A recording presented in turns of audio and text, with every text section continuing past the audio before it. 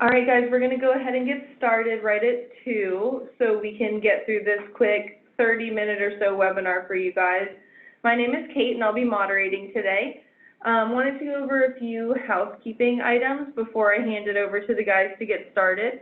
The phones are muted, so if you have any questions throughout, please use the chat feature or the Q&A feature that you'll see at the bottom of your screen. And also, this webinar is being recorded, so if you have to jump off for any reason or if you love this webinar so much you want to pass it along, we'll get you that link by the end of the week. And also, something really cool about today is that everything that you see, all the reports that you'll see today, we're going to teach you how to actually run them in your products in a virtual classroom training following this webinar. We have a few dates and times for you to choose from. So I'll send out that link by the end of this week and also in the chat towards the end of this webinar so you can go ahead and get registered for that. So that's all I have. If you guys want to go ahead and get started, I'll hand it off to you. Awesome. Thanks, Kate. Good afternoon, everyone. Welcome to the second Client Success webinar. Today, as you can see here, we're going to be focused on telling a story with data and reporting. Hello, everybody. My name's Andrew. I'm on the Client Success team here at Dude Solutions, and it's our main focus to make sure we live up to your expectations with the current applications you have. This is our second Client Success webinar, so for those of you joining us for the first time, thank you so much for being here and taking time out of your day. And for those who came to the last one, welcome back. And again, Josh King, part of the Client Success team as well here at Dude Solutions. I joined the Dude back in 2014, so I'm looking forward to being here for 6 years in April. And then I joined the Client Success team a little over 3 years ago and just really enjoy helping clients understand their operations a little better each time we talk. Before we get started, we want to share with you some themes we're focusing on this year. This year we want to help you all take the next step no matter where you are in your journey. Everyone has their why, and we're here to show you the how. Now, these 3 bullet points may sound super simple, but they branch out into so much more. And today we're going to focus on turning your data into decisions. And a quick reminder, just refresher from the Q4 webinar, we covered how to do a DIY account review. We talked about the basics you should be tracking and recording, how to get your team on board, and how to collect this data. And keep in mind, we're not just collecting data, we want it to be really good data. And today we're going to talk about what to do once you've got that quality data into your solution and then take that data to the next level. As Andrew said, thanks for joining us, and I'm going to let him take us through the agenda real quick and we'll get rolling. Today we're going to talk about how to tell your story with the data you've collected over time. This involves creating easy-to-read reports that represent that data. The 4 main topics we have listed here are reports that help you with proving efficiency, justifying a budget, justifying for your hiring, and justifying your repair versus replace.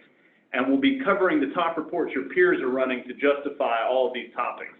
You know, we know you're asking yourselves these types of questions every day, so we thought we would talk about how to prove and justify with your Dude Solution application. Keep in mind, we're assuming that you're tracking that detailed data and you're tracking that on every work order. For example, cost of materials, any assets you're working on, making sure you're associating those with work orders, labor hours, that type of thing. We're assuming that that's what you're already checking or tracking. As we go through this webinar, keep in mind all the reports you see today may look a little different or be called something a little different depending on the product you're using with us. But if you're capturing valuable data in your account, you can create something very similar. We had Kate and our marketing team help us create these reports that you'll see today, and they gave them a little something extra. We'll also provide some info on a new virtual classroom training that will walk you through creating these reports. And if you haven't heard of our virtual classroom trainings, they can be signed up for over on help.dudesolutions.com. We have these on a recurring weekly basis to cover different areas of the product.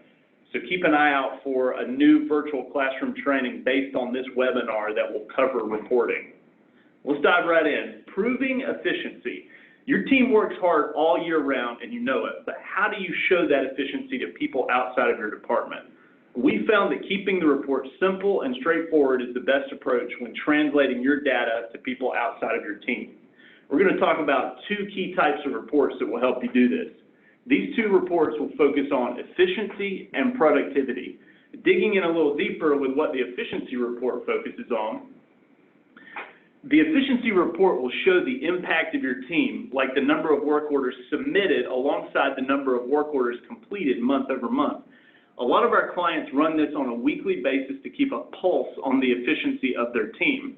And when do we need to allocate additional help? Oftentimes, this report will highlight blind spots or busy times and allow you to readjust your priorities to streamline your team's efforts throughout the year versus scrambling during those busy months. So, for example, if you're running a school facility, you may find that you need to move your PMs from August to September, since August typically has the most work orders throughout the year from a reactive standpoint with all the staff returning. And why does this matter? Why does this report matter, you may ask? Well, it helps you answer some key questions you might have, like why are work orders staying open, and how many work orders are piled up on maybe the plumbers this week? Where do we need to allocate any additional help? Looking a little deeper at the report, here we have a view by month that shows number of work orders submitted versus number of work orders completed. Then we can start to pinpoint the story here behind the data. Not as many work orders were completed in September because maybe we had an employee out on sick leave. Should we hire a part-time employee? Another situation you might find yourself in is something, like maybe there was a large amount of manufacturing orders in September causing some longer run times, and this in turn caused one of your machines to break, leading to downtime and additional work orders for the month. Yeah, let's look at the second report regarding our efficiencies of the team, and we'll show the overall productivity. So just thinking from that productivity report and what it will show, so it's going to show us exactly the percentages of work orders completed in a certain time frame. It's going to tell you how quickly or how slowly your team is completing work orders. And why does that really matter for you and your team, right? So it can help you identify your productivity strengths, or maybe there's some weaknesses, and just really show you areas that you might need to improve in. You should be running this report every week and reviewing it with your team. You can get ahead of the issues that might be visible through the data on the report. And then I always recommend giving kudos to the team members that are, exceeding, doing well. They're out there working their butts off. Let's give them some kudos. So looking at this report, we can see we have pretty consistent, hardworking team. They're getting over 50% of all the work orders done in just a week. That's a pretty high efficiency team there. Just a quick story from a client I was talking to last week, Jerry from California.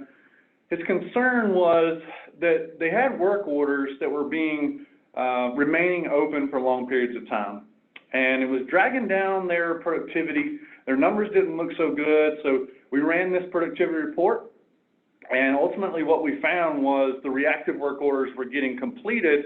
The work was being done, but the work order itself, it really wasn't being closed out on time. He began to pull this report on a weekly basis, and then his team, he showed it to his team and started to show the productivity, and all of a sudden he saw, hey, my technicians are starting to buy in. He gave some praise to them, and then he motivated the people that were, kind of holding things up, and all of a sudden we look at this report again, and the productivity has jumped up to the next level, right? So he's able to see how that increase has really helped.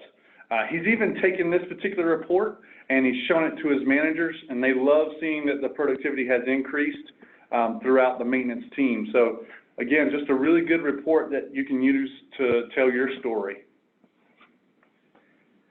Justifying a budget, everyone's favorite subject here.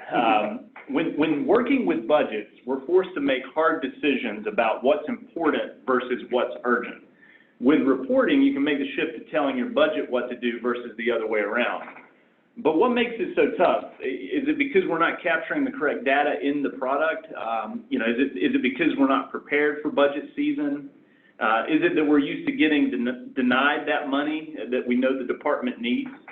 One of the reports that's good at showing these numbers is the cost per work order and cost per square foot.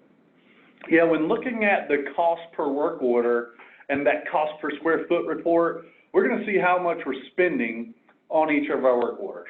We'll see how much we're spending per square foot throughout our entire facilities. So again, another client story here. I was talking with Russ from Pennsylvania, and we were talking about how important this report is. He knows what he needs. He has trust and some support from his directors, but he just didn't have the data to back up what he was asking for, right? So this year he said, this year is my year. I'm going to work hard. I'm going to collect the asset data, and we're going to begin to tell our story and prove, hey, I need some more budget monies. So at the end of the year, Russ said, I'm going to have all this data. I'm going to pull up the cost per work order and the cost per square foot, and I'm going to prove, hey, I need additional monies at these two facilities, and in order to maintain these facilities the way we need them to be maintained, here's what I'm going to need. So looking at the cost per work order and the cost per square foot and why that matters to you and your team, the data is what's going to be that driving factor for your conversations that you're having. So it's going to take that cost and tie it directly to what your team is doing. It's also going to show your managers or your operations team exactly how much your facilities are costing you. So let's look at that report real quick. The cost per work order we can see here on the left, it's very clear evidence in this particular report that Statesville, for example, needs additional attention. Great report for your, again, key stakeholders that, hey, more funds are needed based on this really quick visual. Yeah, for example, here we know Statesville is the oldest building on site and one of our larger buildings as well. We also know that most of the equipment at Statesville is older and needing repair more often. Yeah, that was pretty quick insight too of that graph. Let's look over on the right-hand side.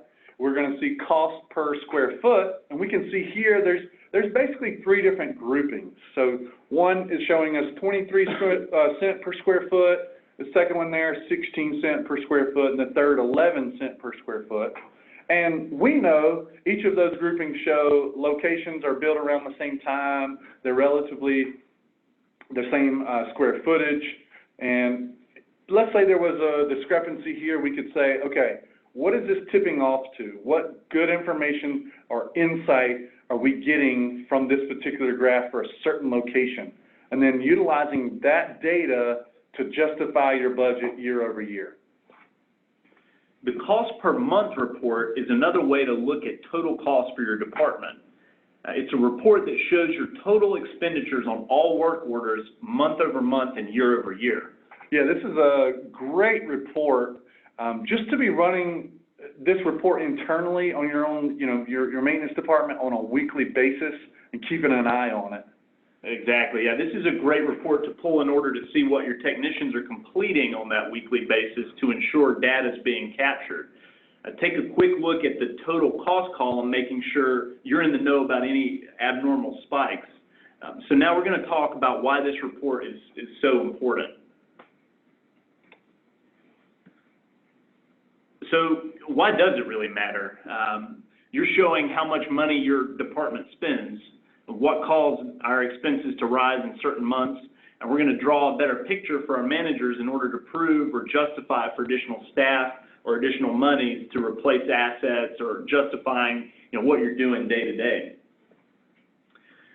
So we mentioned why this graph is important, and in this one we see, we have a couple questions like, why were things so expensive here in November? If cost is in green and work orders are in blue, why was cost relatively low while the number of work orders skyrocketed? Maybe in this case there were a bunch of annual inspections this month, filters needed to be replaced, there were a few vehicle inspections that took place, fire exit signs were tested. Our recommendation here is that you're keeping a pulse on this type of information in order to draw the conclusion that there's something causing you or not causing you to spend money. And a good idea here is to have this report set up to be sent to you just on a monthly basis to catch those anomalies. From a different budgeting angle, let's talk about the capital project cost report. So again, just taking a different angle on this, it's going to use that capital data on your building components to forecast what big expenditures you have coming in the future. So you might be looking, let's say 5 years out, or you might be looking as far as 30 years out. And this report can take away that worry or that guessing when budgeting for the future of your facilities comes about. So let's talk about why this report matters. It really matters because there may be funds available, but you need to have the ability to present it in a clear, very transparent way that people outside of your organization understand. Another reason this report matters is to predict what you might need for that budget in the coming years. We don't want any surprises. We want you to be fully prepared. So this graph shows there's a major purchase that's coming down the pipe in 2020. This information is invaluable to have before budgeting season, right? That's why, when we say, hey, what's coming up for the budget? We want to be able to present that information beforehand. We want to have that very clear picture backed by the data, and here's what's needed. So it's also a better way to know this information before, let's say 2 years, you're planning for a huge expense. 2 years is a good amount to say, okay, we could probably impact that budget with some additional monies allocated or moved around. Yeah, this report was actually run in 2019, so this was valuable information to have while planning for staff and budget for 2020. And from this, we knew in advance there was going to be a major HVAC replacement needed, which would cost us about $900,000, and nobody wants to be caught off guard by that much. Yeah, definitely not. Kind of like David, he's one of our clients, and he was telling me about a dehumidifier story he had, basically along the same lines as this. He said, first of all, we know by using Dude Solutions that something's going to fail. We can look at our reports and tell that. We can look at the reports and tell assets are getting to the end of their life. With the data, being able to justify that replacement and being able to plan for that. So again, looking at the report, David looked at his asset, the dehumidifier. He said back in 2010, we purchased this asset for $58,000. He said, I know it's got a lifespan of 10 years. Here we are at 7 years. It's cost us already about $30,000 in repairs. And we've been tracking that through the system. We've looked at the report. I think it's okay to say here, we need to start budgeting for that replacement. So we're getting to the point to where we can't keep throwing money at this dehumidifier. So just using the data and be able to report on that and draw this clear conclusion. That's a good story about saving some budget. Justifying hiring. Now, we talked about how to justify for your budget. Let's talk about how to justify for hiring an additional team members, and we know this can be a challenge. Looking at a work type by location report shows us the different types of requests your team is receiving on a daily basis by location. And you might be asking, well, how will that help justify that I need additional team members? Well, putting data behind what you're asking for makes it for a much stronger argument. So, for example, if you have a lot of carpentry work orders and only one carpenter at a certain location, you'll be able to quickly tell that you need an additional carpenter based on that report. And this matters a lot because it's so important to have a leverage point because, when you see there are work orders staying open for extended periods of time, or a team member has an unbalanced workload for a specific work type, and they can't be completed in a timely manner. Now, let's take a look at some of the data points we've mentioned. At the top, we're looking at the number of work orders associated with a particular craft here. This allows you to pinpoint where you need more hands on deck. You may also find that you need to outsource a portion of your work as there's just too much specialization in a specific craft. And we typically see this with HVAC, grounds, and custodial. Yeah, at the bottom here, we're going to see work orders by location, showing you where additional hands are needed, or oftentimes allowing you to be very specific with your request to your higher-ups. I need additional HVAC tech. You can see here we're completing those at 50%. So just giving you that good insight just to see, hey, this is where I need help. One of our clients, a YMCA, uses the data out of Dude Solutions to make daily decisions like the ones we just talked about, but also to actually create an annual report for bosses. He has improved the reports over the years by presenting information more visually, and he's been using Dude Intelligence tools like KPIs in order to grab those charts and graphs.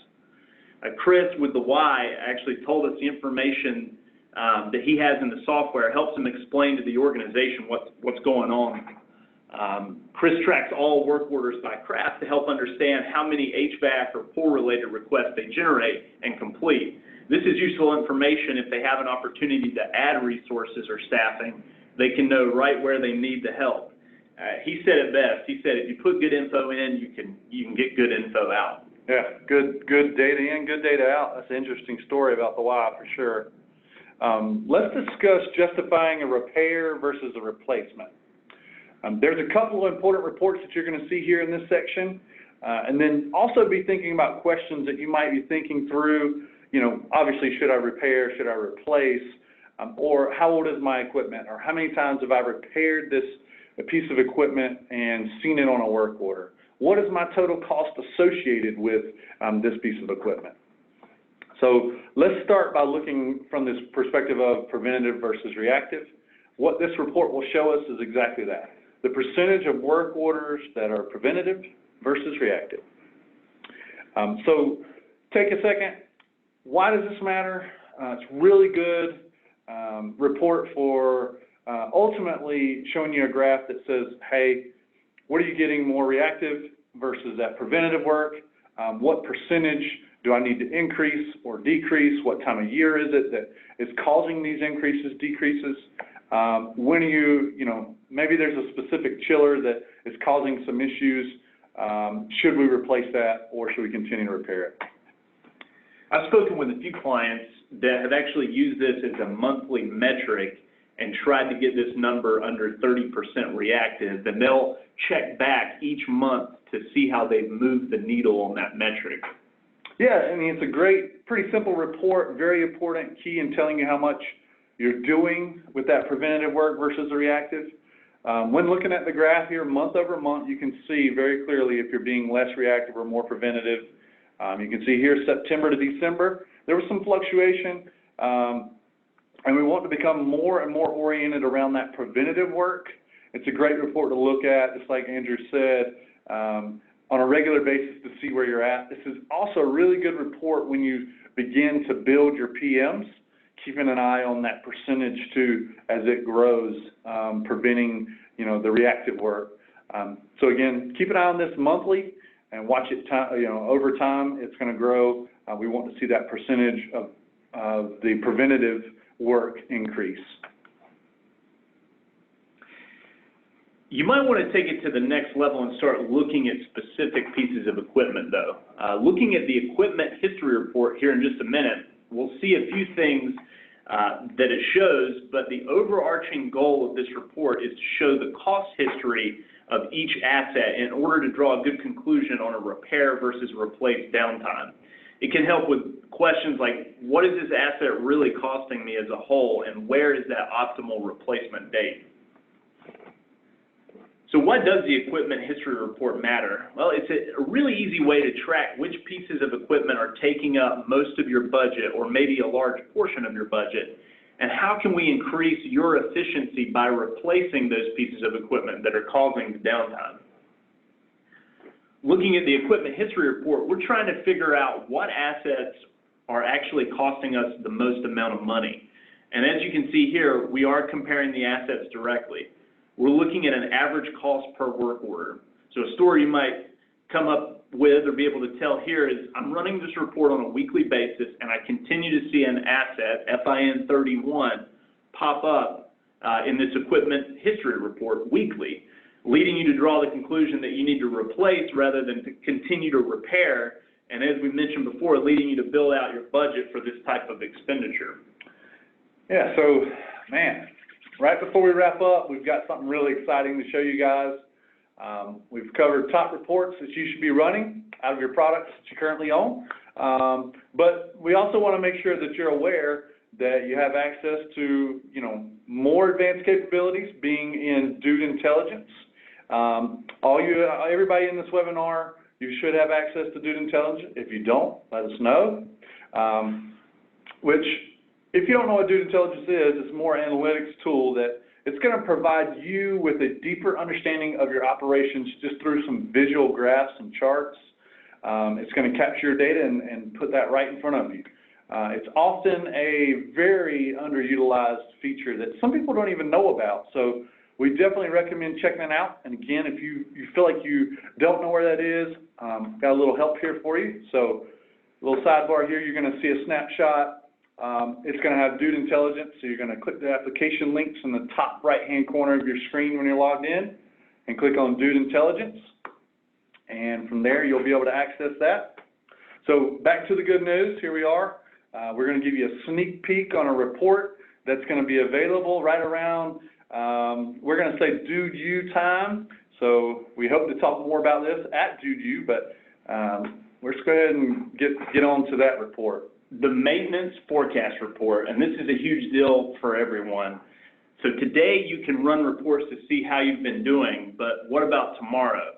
We're working on a new report inside of Dude Intelligence to provide you with a 12-month expectation of your maintenance and operations. The forecast shows created work orders from the previous 12 months and what is projected in the next 12 months. Using data from the past 36 months, you'll be able to see what the next 12 months is forecasting for the number of work orders you're estimated to create over the next year. And the same information is provided for completed work orders as well. Why does this matter? Gaining insight into what lies ahead for your operations can help plan for changes in work needs, staffing changes, and budgetary needs. You can see if projected needs can be met with your current resources. You can answer big questions like, will you complete what is projected to be created? Are you able to keep up with the maintenance requests with the current staff and their skill set? Yeah, so it's almost being predictive. And here's how the future maintenance forecast report is shaping up. The information in the report can give you insights to proactively manage hiring or budgets.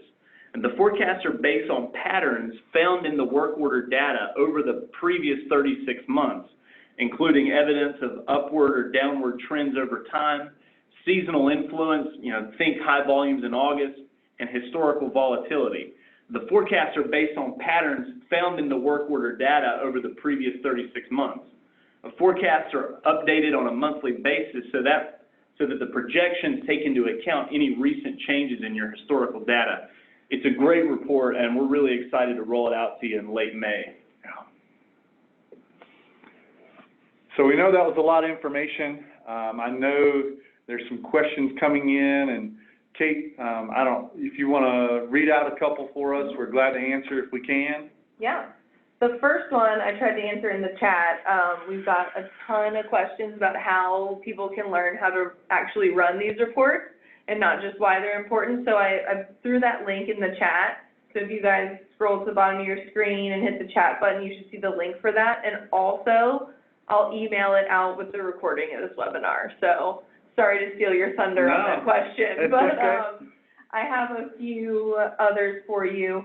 When looking at the repair versus replace section, how do clients determine what's reactive and what's preventive, and how do you separate that in the system? That's a great question.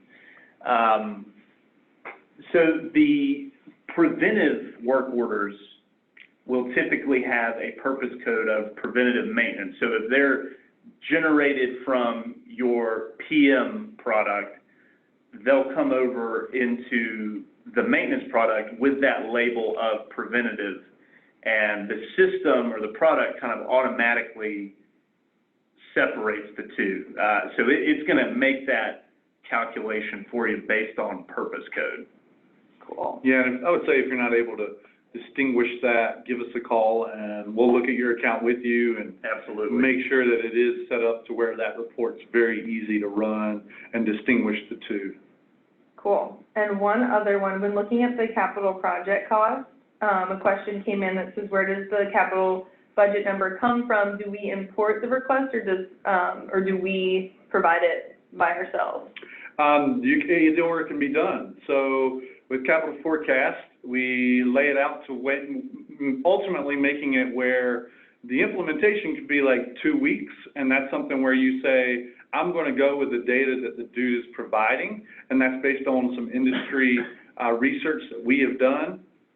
And again, that can be set up very quickly, or you can go in and take each one of those building components line item by line item and make the changes, you know, whether that's life expectancy, cost, and then it generates from there. So it can be done either way. Cool. Did that answer the question? I think Okay. so, yeah. Here's one more follow-up to the reactive versus preventive. Is mowing grass preventive?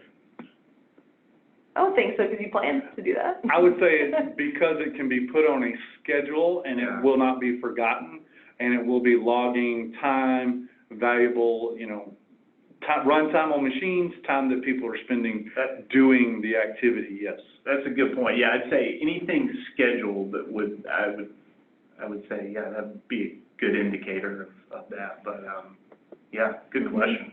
Yeah, and we have a few others, but I know we're out of time, so I'll make sure that we get these questions to Josh and Andrew, and they'll answer them personally. So if you have any other burning questions, shoot them in right now, and I'll make sure that the guys get them and they get back to you by hopefully the end of the day. Absolutely. But thank you guys for taking time out of your day to join us on this webinar, and thank you, Josh and Andrew. Oh, yeah. For Thanks for everybody spending another coming. 30 minutes Thanks, with us. everybody, and we'll see you next time. Have a good rest of your day. All right, bye, guys.